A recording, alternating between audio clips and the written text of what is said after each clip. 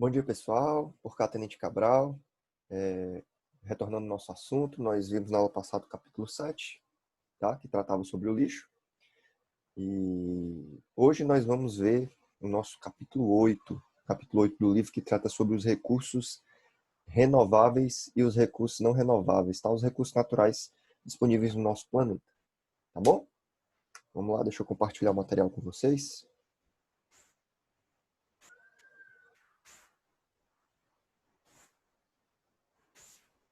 Vamos lá. Bom, pessoal, sobre esse capítulo, é interessante a gente aprender que esses recursos naturais, eles podem ter no nosso planeta, tá? Tudo isso vai depender de quê? Vai depender da forma como o homem vai estar utilizando esses recursos, tá? A gente vai aprender que existem recursos que estão disponíveis para nós mais rapidamente e nós teremos também recursos que estão disponíveis para nós hoje, mas que talvez amanhã ou depois esses recursos não estejam mais disponíveis, tá? Nós vamos entender a diferença de cada um deles, beleza? Então vamos lá. Recursos naturais. Tudo que existe na natureza e pode ser utilizado para satisfazer as necessidades dos humanos, né? Então, o que vem ser um recurso para nós, um recurso natural? É aquilo que o ser humano retira da natureza e ele pode pegar esse recurso e prontamente utilizar ou transformar ele em alguma outra coisa, tá? Isso ele vai ter uma determinada utilidade para o ser humano. E aí, linkando um pouco com a aula passada sobre o lixo, o que vem a ser o lixo? É o que é justamente esse produto que foi transformado do recurso natural que eu não quero mais, que não me serve mais e isso se torna lixo, né? Só que nós vamos ver hoje justamente sobre os recursos, antes desses produtos sofrerem transformação, bem antes ainda de se tornarem lixo, beleza? Então, pessoal, primeiramente eu preciso classificar esses recursos naturais em duas grandes classes, tá? Seriam os recursos naturais não renováveis e os recursos naturais renováveis. Qual é a grande diferença desse aqui? Deixa eu ler aqui para vocês.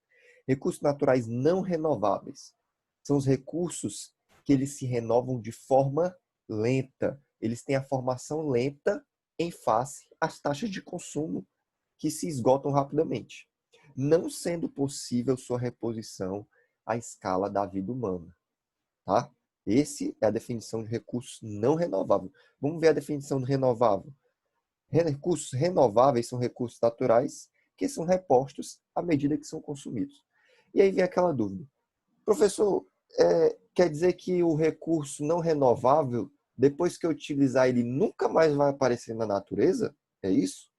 Não, pessoal, não é por aí. O recurso natural não renovável, ele não consegue se renovar na mesma quantidade que eu consumo.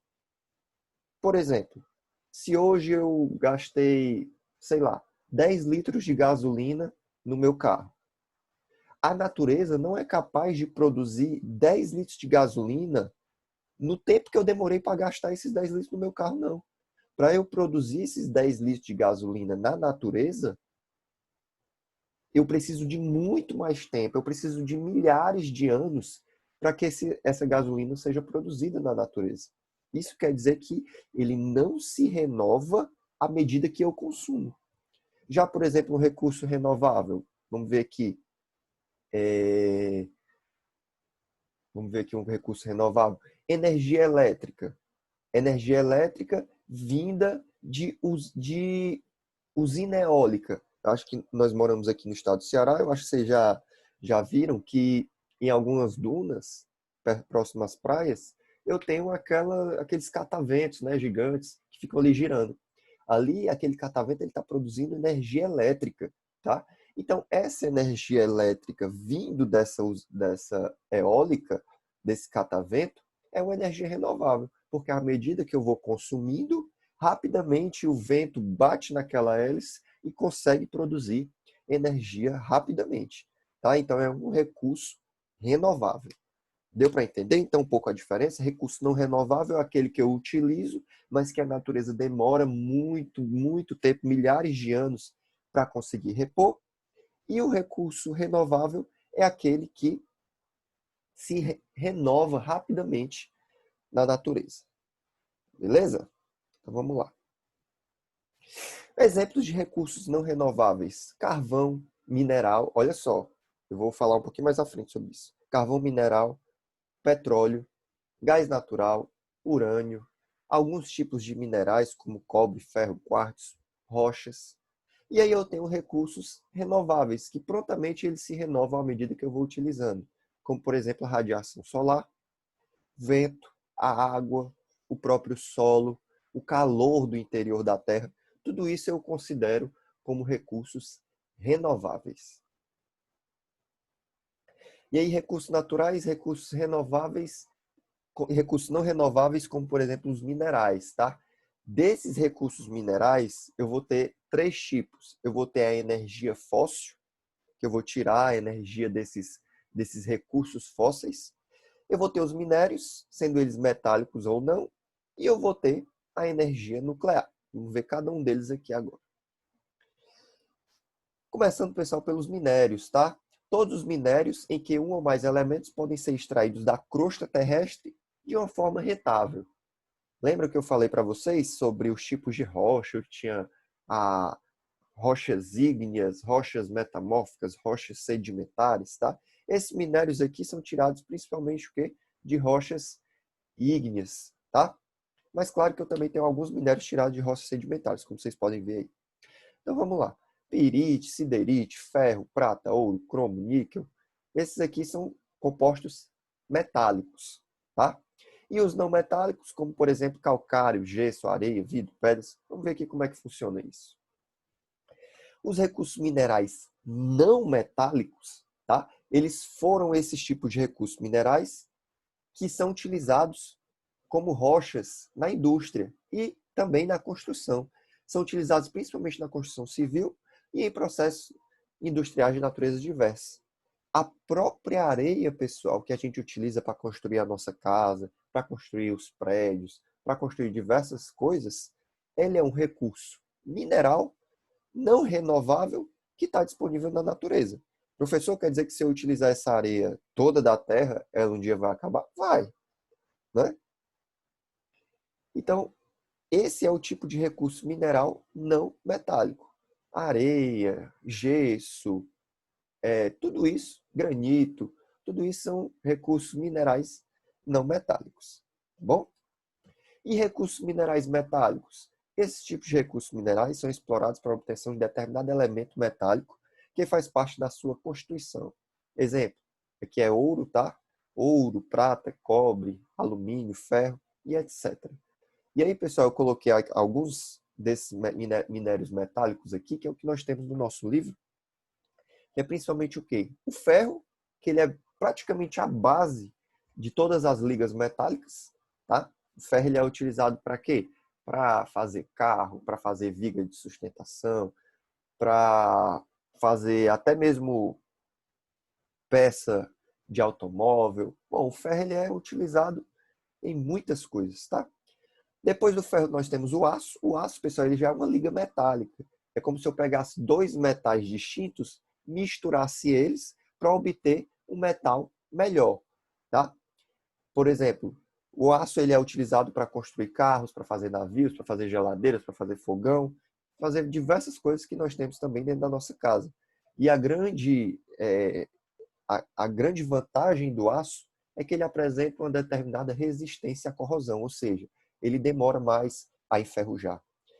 Bronze também é uma liga metálica que é utilizada em estátuas e medalhas. Alumínio, que é utilizado para fazer panela, latinha de refrigerante, até os portões, né? A gente tem portão de alumínio na casa também, né? Cobre serve para produzir fios e cabos elétricos, tá? Se você pegar, claro que desligado, né? Se você pegar um fio de energia desligado ou que esteja solto, você vai ver que dentro dele você vai ter fios de cobre, tá? E chumbo utilizado em baterias de carro. Então, você vê que minérios metálicos são utilizados para diversos fins no nosso dia a dia, beleza? E essa imagem não ficou muito legal, mas a gente consegue ver aqui, por exemplo, uma cozinha, nós conseguimos ver um escritório, um banheiro, uma sala. E aqui diversos locais onde estão presentes os recursos minerais e não minerais nas nossas casas. Beleza? Metálicos e não metálicos nas nossas casas. Beleza? E a importância desses recursos minerais, eles são indispensáveis para o homem. Isso é indiscutível, tá? Por quê? Hoje em dia, se eu for construir uma casa, eu vou precisar de o quê? Eu vou precisar de recurso mineral para construir minha casa. Vou precisar de areia, vou precisar de cimento, tá? E encontramos os recursos minerais até mesmo no simples gesso. Quem tem um teto de gesso em casa, no próprio teto de gesso você tem o gesso, tá? E para extrair um recurso mineral, primeiramente é necessário fazer a prospecção no terreno. O que é isso? Eu preciso saber se naquele local eu vou ter o recurso mineral, tá? Para depois eu efetivamente tirar. Então, o processo de obtenção do recurso mineral começa primeiro eu sabendo onde é que eu vou retirar esse recurso. E o processo de extração, caso não seja acompanhado de um plano de gestão ambiental, ele pode provocar sérios problemas ao meio ambiente, tá? Então, se eu for tirar um recurso mineral, por exemplo, próximo a uma floresta, e eu for despejar nessa floresta aquilo que eu não quero mais, os rejeitos do minério, né? Lá em Minas Gerais, eles trabalham muito com extração de minério, né? Minério de ferro, diversos minérios que eles tiram lá.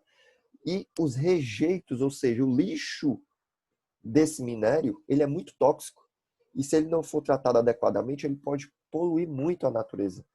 Quando nós vimos aquele desastre que aconteceu em Brumadinho, que aquela represa lá de minério, de dejetos de minério, rompeu, aquilo ali é um dejeto, um lixo muito tóxico. Então, toda aquela zona onde aquele minério ficou, onde aquele dejeto de minério ficou espalhado, ficou contaminada, tá?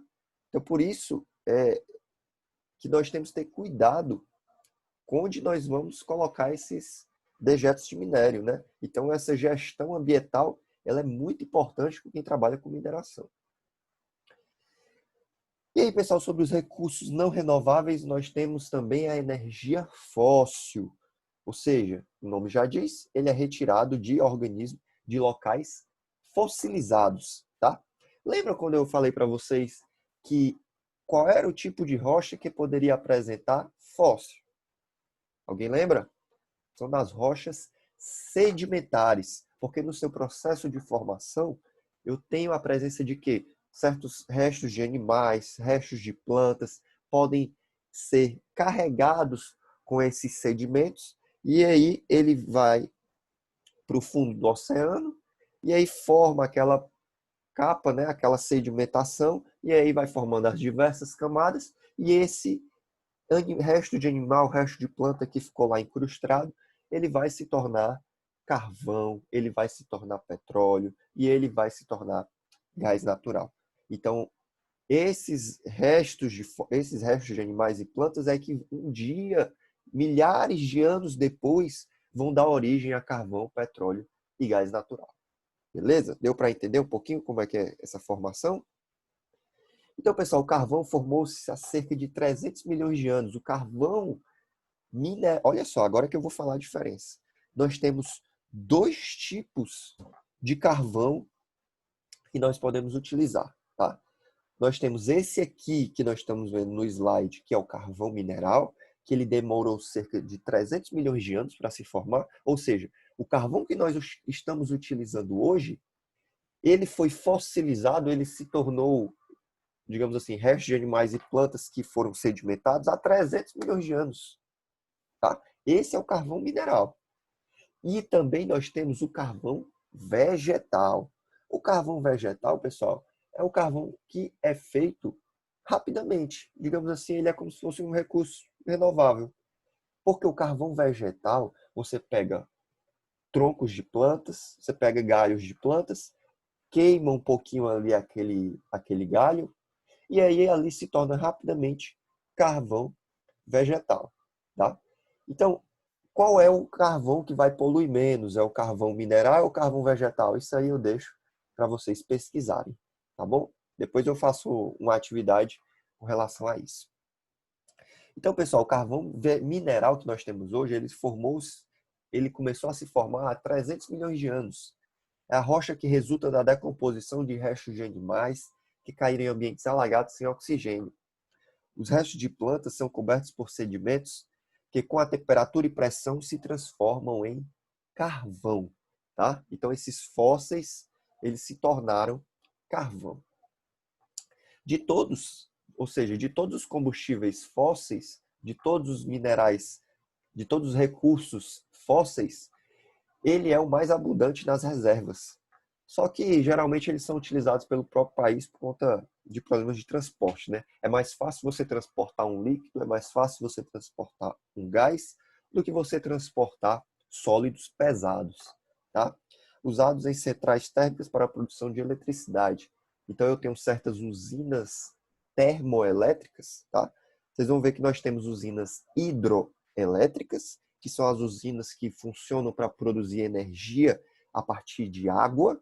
Nós temos as usinas termoelétricas, que é aquelas que utilizam alguma coisa que esquenta para produzir energia. No caso aqui, o que vai esquentar vai ser o carvão. O carvão vai ser queimado, e aí o calor produzido pela queima desse carvão é que vai produzir energia elétrica a partir dessas termoelétricas. Beleza? Então vamos lá. Vantagens do carvão é que ele é abundante e facilmente encontrado na maioria dos países, né? E ele tem um alto poder de queima, né? Ele gera muito calor quando ele é queimado.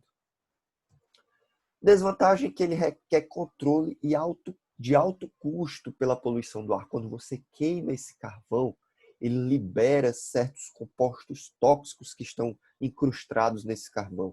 E esses compostos tóxicos vão parar na nossa atmosfera. E aí esses compostos tóxicos vão poluir a nossa atmosfera.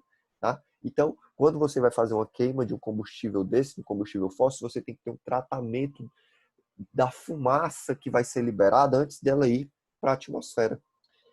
Ela é um contribuinte significativo para a chuva ácida. Então, quando esses tóxicos, quando essa fumaça tóxica chega lá em cima, se mistura com a água da chuva, ela torna essa água da chuva tóxica. Ela torna essa água da chuva, como nós conhecemos, como chuva ácida. E aí, quando chove, essa água ela vem carregada de compostos tóxicos. E aí, por que ela é conhecida como chuva ácida? Porque, por exemplo, quando chove em cima de alguma plantação, quando chove até mesmo em cima de um carro, essa água pode chegar a queimar a pintura, pode chegar a destruir uma plantação. Por quê? Porque ela é uma chuva ácida, é uma chuva tóxica, tá bom? E ela requer um sistema extensivo de transporte. É mais difícil você transportar carvão, beleza? E aí, petróleo e gás natural. Com relação ao petróleo e gás natural, pode esgotar-se nas próximas gerações por conta da quantidade desses materiais que é mais limitada e também pelo nosso alto consumo. Nós consumimos muito petróleo, nós consumimos muito gás natural. O Oriente Médio assume-se como uma das regiões mais importantes para a produção e extração desses recursos.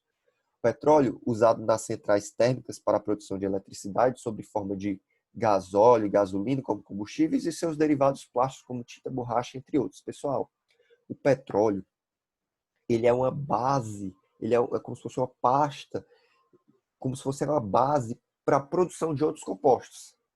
A partir do petróleo, eu consigo obter gasolina, eu consigo obter diesel, eu consigo obter tinta, eu consigo obter borracha, eu consigo fazer plástico a partir do petróleo. E também, pessoal, acima do petróleo, o gás que sai desse petróleo, ele é chamado também de gás natural, tá? Então, a partir do petróleo, eu consigo obter diversas coisas: gasolina, diesel, plástico, borracha, gás natural, tudo isso a partir do petróleo, tá? Então, vocês veem que no nosso dia a dia o petróleo está presente em abundância. Olha só aqui, a própria tampinha, a própria bica inteira, né? Bica inteira que é formada de plástico, isso aqui um dia foi petróleo, tá bom? Então, se eu consigo tirar plástico do petróleo, então isso aqui, essa caneta Bic de plástico, um dia já foi petróleo, beleza? Vantagens podem ser encontradas tanto no continente como nos oceanos, e muitas áreas que eram marinhas foram soerguidas por tectonismo, então dando origem a reservas de petróleo próximas à superfície. O que isso quer dizer? Lembra, pessoal, que para a existência da rocha sedimentar, o sedimento tem que ter sido carregado e sedimentado no fundo do oceano. Não é isso? Então, o petróleo vai estar basicamente aonde? No fundo do oceano.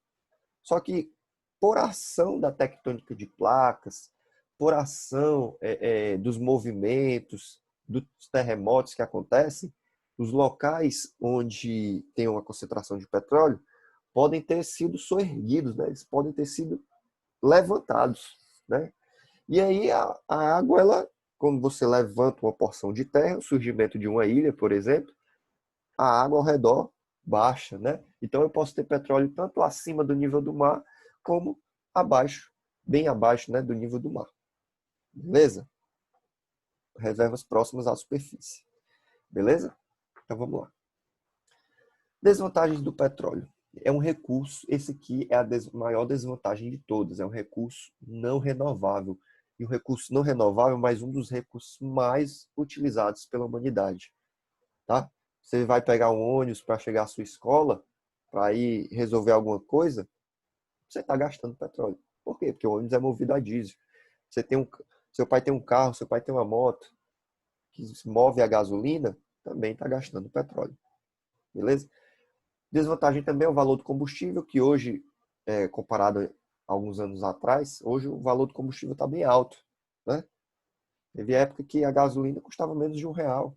E hoje, apesar desse momento que nós vivemos, gasolina quase chega a R$ 4. E o teor de poluição por ser um combustível fóssil. Então, quando você queima qualquer combustível fóssil, né, pelo menos a maioria deles, quando você queima esse combustível fóssil, ele vai liberar compostos, podem liberar compostos tóxicos para a atmosfera. Beleza? E aí o gás natural, vantagem do gás natural, ele tem um baixo impacto ambiental, tá? Então esse aqui é um dos combustíveis fósseis que eu diria como se fosse quase limpo, né? Ele tem uma combustão quase limpa, ele tem uma redução, uma emissão reduzida de poluentes, tá? Então, se eu for escolher um combustível fóssil para queimar, que seja o mais limpo, né? Que seja o gás natural. Ele tem a facilidade de transporte e manuseio e o vetor de atração de investimentos. Ele possui maior segurança para ser utilizado porque ele é mais leve que o ar. Ele, quando ele é liberado no ar, ele se dissipa rapidamente. Né? Ele, ele é mais leve que o ar, então ele tende a subir. Olha só que interessante. A comparação, por exemplo, do,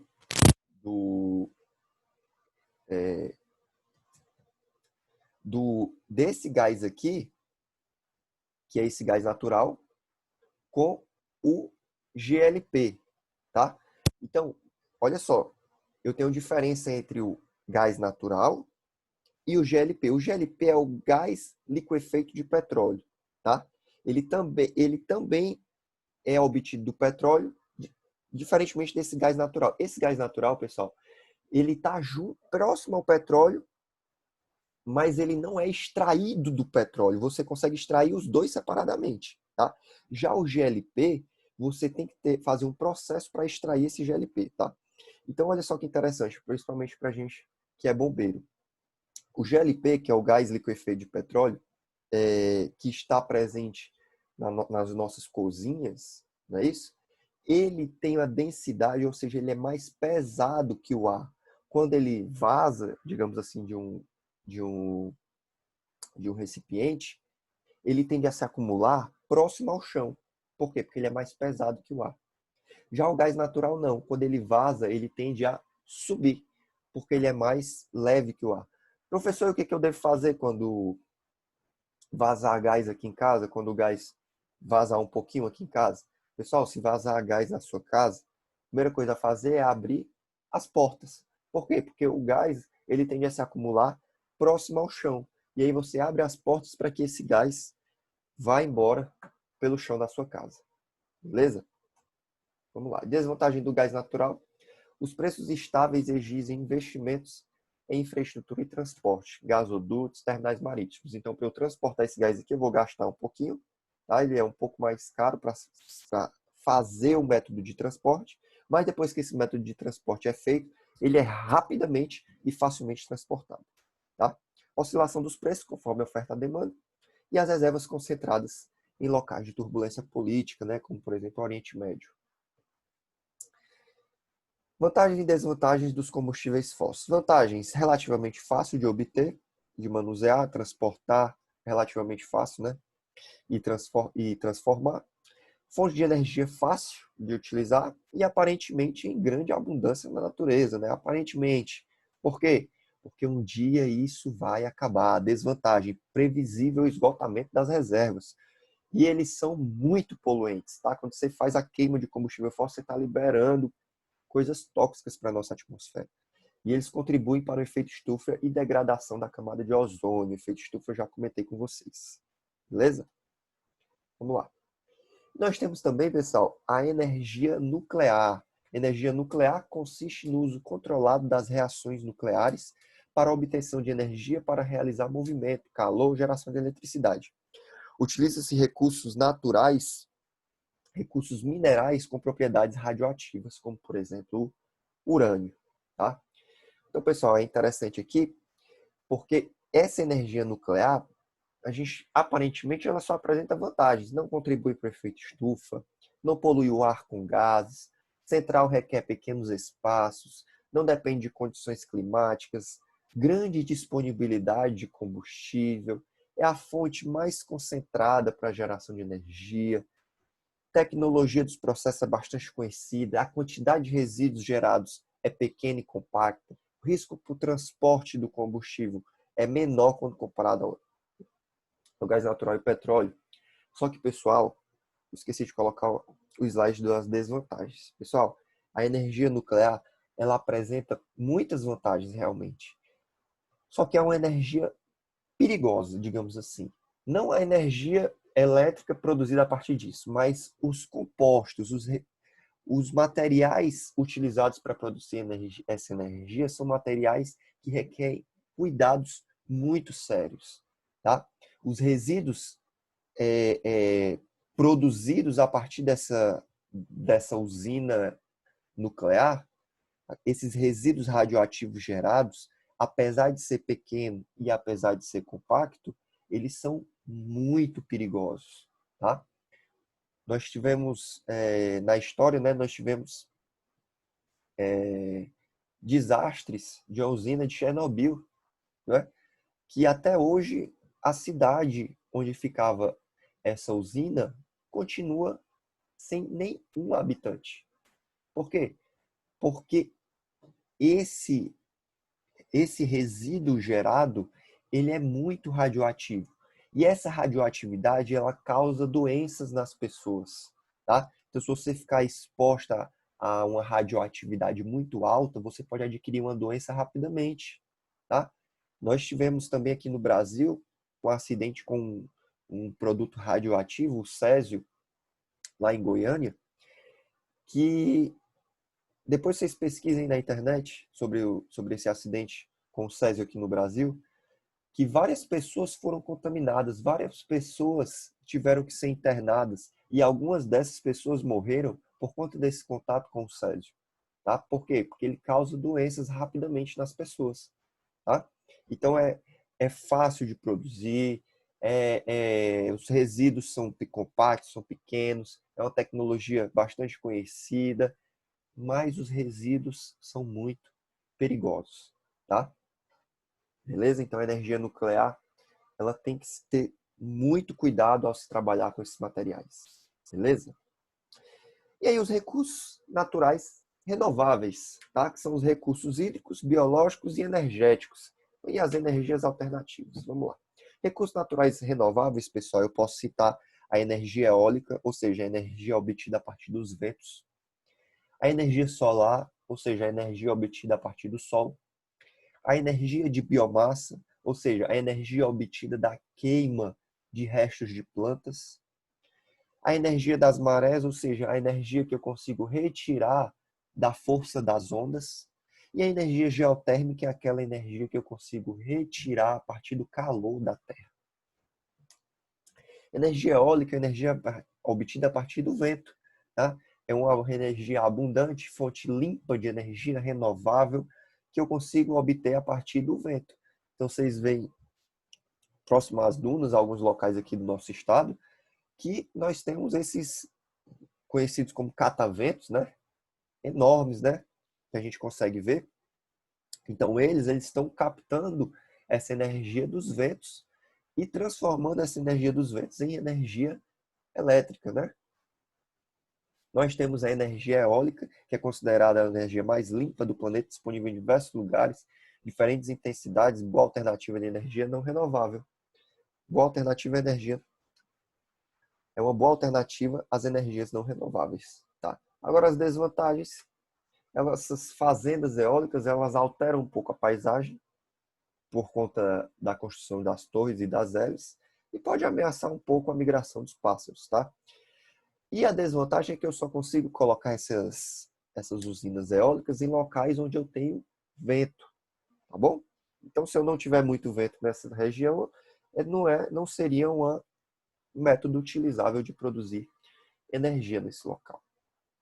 Nós temos também a energia solar, que é uma fonte complementar de energia de residências distantes e rurais da rede elétrica. Hoje, pessoal, nós temos diversas residências aqui na nossa cidade que utilizam energia solar, tá? Hoje, se os pais de vocês tiverem interesse em colocar placas solares nas casas de